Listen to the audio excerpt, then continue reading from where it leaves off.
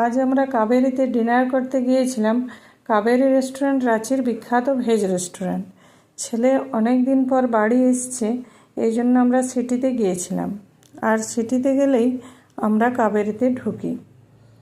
তো শুধু আমরাই নয়, কাবেরী রেস্টুরেন্ট রাঁচিতে সবারই খুবই পছন্দের, কারণ এখানে সমস্ত রকম আইটেমের স্বাদেই ব্যালেন্সড।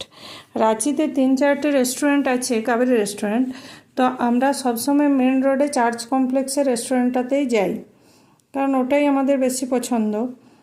আমরা আজকের ডিনারে স্টার্টারে নিয়েছিলাম স্প্রিং রোল আর কিমচি স্যালাড।